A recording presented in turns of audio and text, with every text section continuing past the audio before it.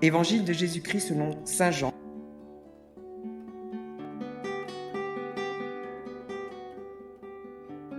En ce temps-là, Jésus disait à ses disciples : Que votre cœur ne soit pas bouleversé.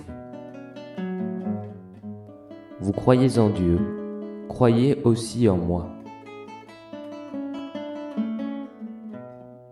Dans la maison de mon Père, il y a de nombreuses demeures. Sinon, vous aurais-je dit : Je pars vous préparer une place. Quand je serai parti vous préparer une place, je reviendrai et je vous emmènerai auprès de moi, afin que là où je suis, vous soyez vous aussi. Pour aller où je vais, vous savez le chemin. Thomas lui dit : Seigneur, nous ne savons pas où tu vas. Comment pourrions-nous savoir le chemin ?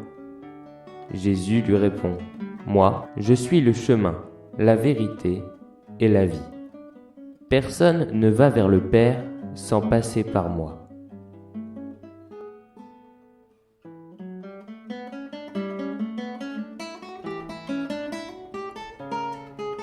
Dans un passage bien connu des évangiles, le Christ interroge ses disciples avec la question suivante. Pour vous, qui suis-je ? Toute cette semaine, dans les passages d'évangile qui nous sont proposés, c'est d'une certaine façon le Christ lui-même qui répond à cette question. Successivement, nous l'entendons nous dire qu'il est le berger, la porte, que le Père et lui sont un, qu'il est la lumière du monde et aujourd'hui qu'il est le chemin, la vérité, la vie. Tous ces termes nous permettent d'entrer dans le mystère de sa personne, mais aucun n'est suffisant pour en faire le tour. Mais arrêtons-nous sur les 3 termes proposés aujourd'hui. Le chemin, la vérité, la vie. Plus ou moins enfermés dans nos maisons, nos appartements, il nous tarde de nous lancer sur de nouveaux chemins. Le Christ est le chemin. Par là, il nous indique que nous sommes appelés à cheminer, c'est-à-dire à bouger, à avancer, en mettant nos pas dans les siens. Il nous appelle au mouvement, ce que le pape François traduit, s'adressant notamment aux jeunes, à sortir de nos canapés. Un chrétien est toujours en mouvement, en recherche. Un chrétien est appelé à cheminer, à aller vers les autres, à rechercher la vérité. Le Christ est la vérité. À une époque où nous sommes envahis d'informations, plus ou moins fiables, parfois d'infox, c'est-à-dire de fausses informations. Voilà une bonne nouvelle. Le Christ est la vérité. Il est le roc sur lequel nous pouvons nous appuyer. Mais cette vérité demande des efforts, de la volonté de notre part pour être reçue, accueillie, comprise.